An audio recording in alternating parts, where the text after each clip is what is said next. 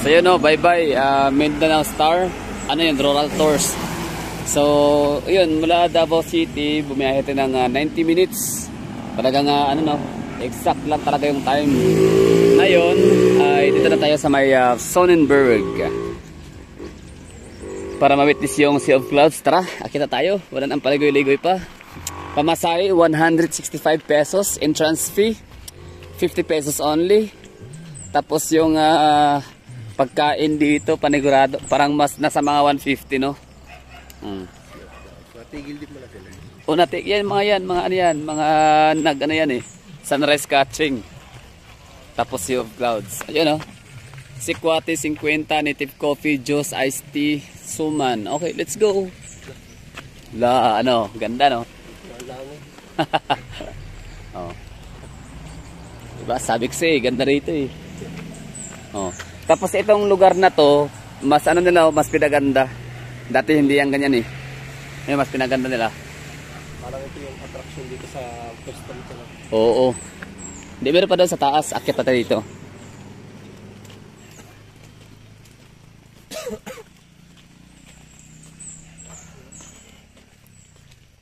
Ano, tama lang, di ba? Galing. Sabi ko sa'yo, ganda to dito. And after nito mamaya, diretso tayo ano no, rekta tayo sa may tawag nito, Paradise Beach Resort. Kila Rodriguez family no, sa may Island Garden City of Samal. Entrance naman register 50 pesos. Gano'n naman talaga kapag maganda. I mean, sa ano Paradise Island, parang feeling ko mas gusto ko pang balikan yung Golden Bay, kaso nga lang medyo short na tayo sa oras. Kaya Paradise na lang no. Galing. So yun, bali Sonnenberg. Ayun oh, may mga naglalakad din no. Kasi yung mga sasakyan nila, hindi rin yung pwedeng umakyat dito, gawa ng madulas. Mas delikado. Saka baka may mga kasalubong, wala sila dito pagliliko. Tunay. Oh, pwede ka mahulog dyan, oh. Sasakyan. At madalas ang pagbigkas.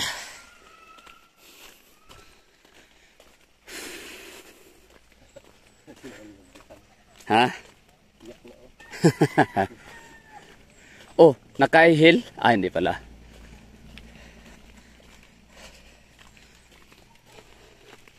So ngayon, hindi ko to i-post itong video. Kumbaga, papakita sa yung anong daan dito. Just in case meron kayong wheels, I suggest na wag na lang kayong magdala ng kumbaga, yung wheels nyo, iwanan nyo sa labas, dun sa may highway. Kasi kung dito, you know, tarik, elbow curve, slash, madulas, kasi laging basa. Tapos, pwede kayo maganda yung suot ko kasi chinilas. Talagang sandogo. Ano talaga siya, no? Pang ganito, tarik talaga. Pang outdoor. So, sa mga sapatos din, dapat pang hiking yung sapatos rito. O, di ba? Elbow curve yan, no? O, di ba? So, may mga palatandaan, no? May mga senyales, indication na talagang dumudulas talaga yung dito, yung mga gulong. No, slide to. Elbow curve, delikado. At ito na. We're here.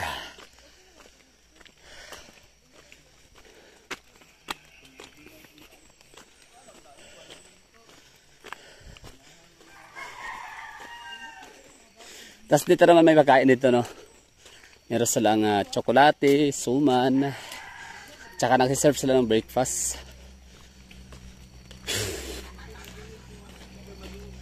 Oh, ngayon, kayong mga walang sasakyan dyan, may idea na kayo, di ba? Hindi niya kailangan talaga maghanap pa ng mga kakilala na may mga sasakyan para lang mapunta rito.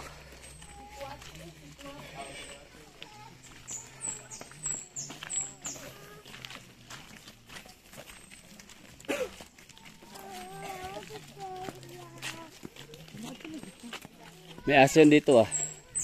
Napairot din ko eh. Taga-dra ka? Ang ira oo. Wala na. Nasa loob na. Bali na.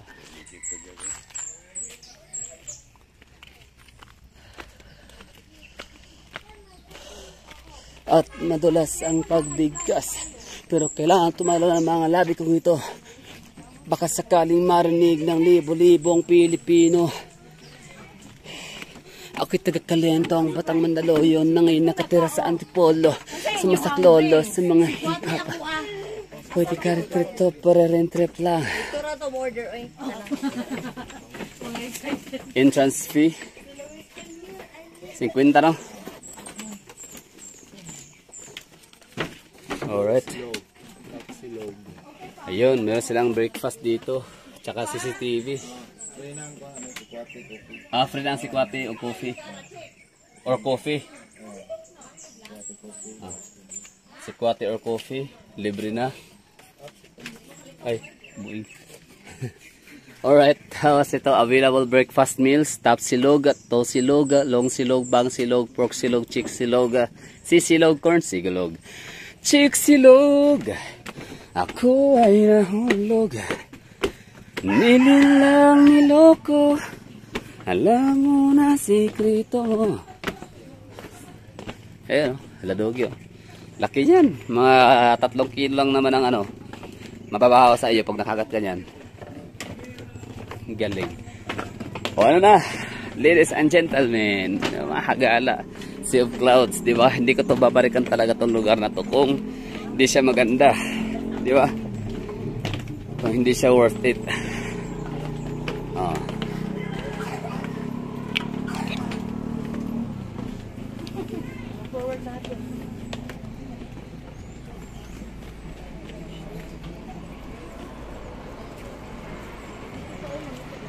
At syempre, dahil tayo gutom, agad dating aatupagin ay yung pagkain. Lang, off natin yung wifi para okay.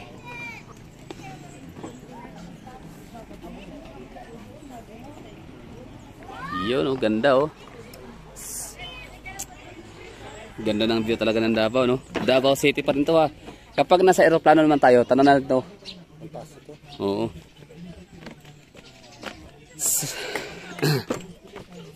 Tapos may mga hagdanan din dito kaso sarado. Yan.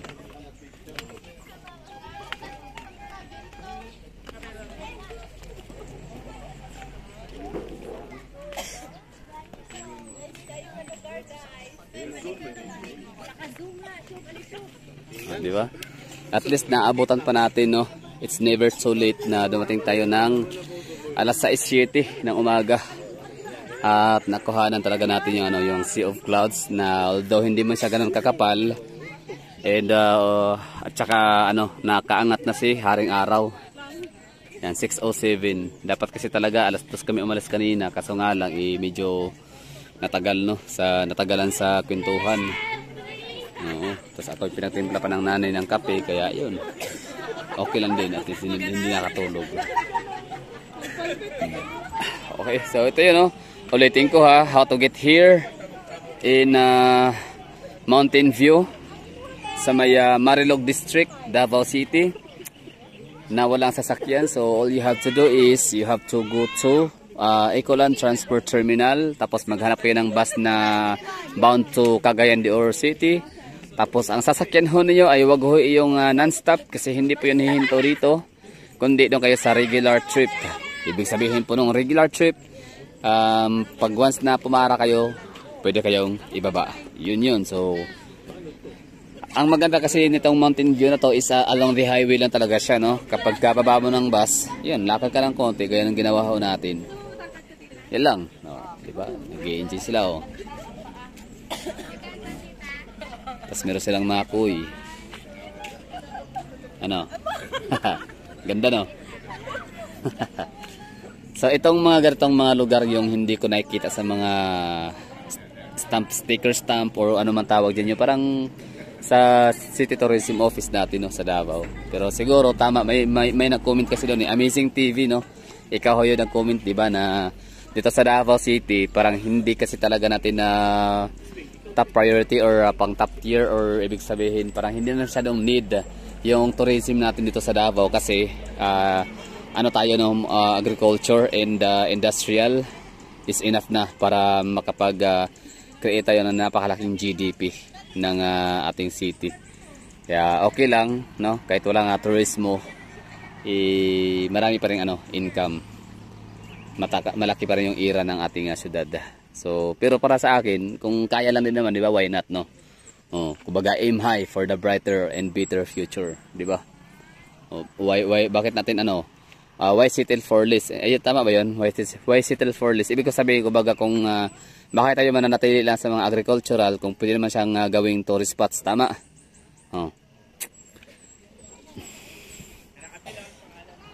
So, yun lang. Pero okay lang naman din kung ang sa akin na din, diba, kung hatid lang din naman ang turismo is ingay, gulo, pollution, banta ng kalusugan at banta sa kalikasan dito sa Davao, maaring tama nga, no? Parang sige na lang, pass na lang, no? Kumbaga, never mind, no? Sa tourism. Give chance to other na lang. Kasi okay na dito sa durian and cacao. Cacao means chocolate, no? So, Davao City is a number 1 producer, importer. Exporter, no? Billions ang kanyang talagang pinapapasok na pera dito sa ating bansa. Billions. Dahil sa chocolate, world class chocolate, dark chocolate, and yun nga, durian, no? Sa ngayon ang durian ay nagsusupply na ang Davao papuntang China. Kaya ito, medyo nahihirapan tayong mga durian lovers dito, no? Medyo napapamahal na tayo sa ating paboritong pagkain, prutas. Yan lang. So, gagawin natin, mag-order na tayo ng pagkain. Yun, no? May koi. So, ito, yung magandang siguro kung ito yung nailagay pa to sa Cebu, wala na. Sobrang araw-araw talaga to, di mahulog ang karayom, no? So, yung Davao natin, sabi nga ni Sir, sino yun? Sir Abay, Baybini, no? Sabi mo, Baybini, na tulog sa pansitan yung natin, yung taga City Tourism Office. Actually, hindi naman siguro, no? Parang hindi na talaga siguro tama yung sinabi ni Ma'am Amazing or Sir Amazing TV na hindi talaga priority ng Davao yung turismo sa atin dito sa Davao. Kasi okay na tayo dito sa agro-industrial products. Ganda, no? So ito, kung ganito, meron bang ganito ang view ang Cebu, like ganito, no? Parang sea of clouds. Mahaga lang mga Cebuano. Shout out. Kasi kung ito talaga, no, just in case na ito located or na-placed lang ito sa situated lang ito sa Cebu City, wala na. At isa na to sa pinapromote talaga, hindi lang Sirao Garden, hindi lang Alejandra Garden. Kasi yung Alejandra Garden, yun, mga pananim na mga bulaklak, ganun, no? Ha? O nasa gitna ng bukid. So ito talagang tourist attraction talaga to. Tingnan mo sila, diba? Sobrang namamangha, no? Yung mga babae, no? Aliw na aliw sila, na-overwhelm sila sa lugar. Sobrang ganda kasi dito. Sa may mountain view. May mga resort. Tapos, yung Kitaw-Taw kasi, hindi na yan sa part ng Davao, no? Kaya ito, pa rin to? Makiklaim talaga to na one of Davao City. Isa sa dapat puntahan, no? Kung kayo ay may bisita, meron kayong kakilala na dayo sa Davao, dalhin nyo rito. Kahit pa naman lang, no? Meron silang at least na experience na one of the kind na experience. Tapos doon sa baba, iba rin ang view din doon. Maganda rin.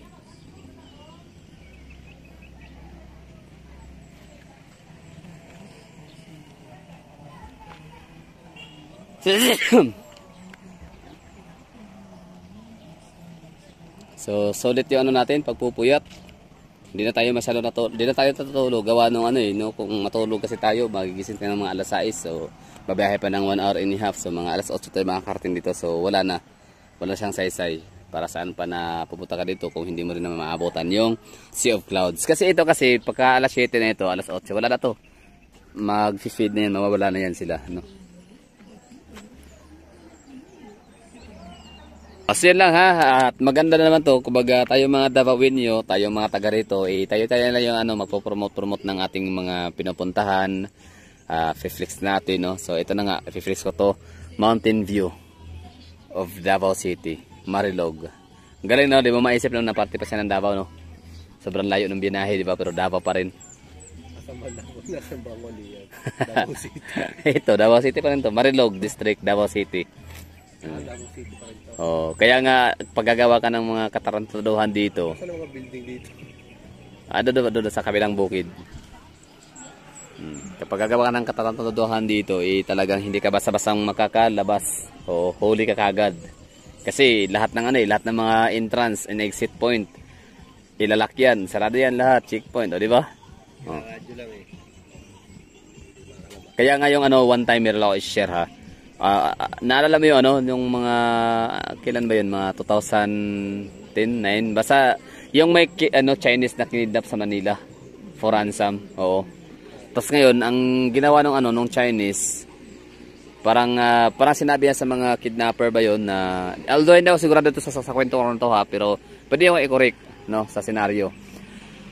Na dito niya, kumbaga from Manila, talagang sinabi niya, dito siya mag-withdraw sa Davao. Mag-withdraw ng 10 million, pang ransom. 10 million ba o 50 million, basta di ko alam kung magkano million yun. So, ang sabi niya, dito sa Davao, i-withdraw yung pera dito, magkakaroon ng transaction ng bayaran, ganun. So, yun, sama-sama lahat yung mga dito, mga kidnapper. Pagdating sa Davao, tinbog, patay lahat. Oo, binatikos ang yun ha, si HR, si Dilima pa yun. Yung si HR nun. Kasi bakit daw pinatay ang mga mga kidnapper? Hindi daw binigyan ng chance na mabuhay. Alam mo yun? Oh. Nang time na yun, si Bato de la Rosa pa yung natin dito. Yung police director. Oh. Binatikos yun. Oo, ng CHR, bakit nga daw pinatay ang mga kidnapper? Hindi man na daw binigyan ng chance na ipaglaban ang sarili. Gusto mo yun? Di ba? Galing, no? Iba talaga si Dilima, no? Criminal na yun eh. Di ba? Buhayin mo pa. Bigyan mo pa ng bibigyan mo pa ng isasaila mo pa siya sa parang protection program, di ba? Gagastos yan ng yan ng mga Pilipino. Yun, patay lahat. Oo. Ganon ka ganda yung namin dito sa Davao, mga kapulisan, no? As in, super bilis lang talaga masakuti ang mga tarantado dito. Yun lang. Tapos, pa ba? Maraming salamat na lang, at maraming salamat sa mga nanonood dyan. So, shoutout pala kay Akit Alcantara, no? Hindi po tayo, sayang, no? Hindi tayo magpang-abot kasi yung natin, schedule namin, yung flight back natin is, kailan ba? Next week, no? Itong pala to, week na to, no? 20. June 20 yung ating balik sa Cebu. Tapos yung alis naman natin papuntang Manila is 30. Yun. Ito rin sana kami, no, sa mga cool places of Cebu na hindi natin talaga narating at mahirap marating. So maraming salamat sa inyong magandang offer. Sayang, no. So yun lang, thank you for watching and I have to say bye-bye. So sana kayo rin na makapunta kayo dito, mga taga Davao. Tapos dalhin nyo rin yung mga bisita, yung mga kakilala, friends, relatives. Alright, thank you for watching and I have to say bye-bye.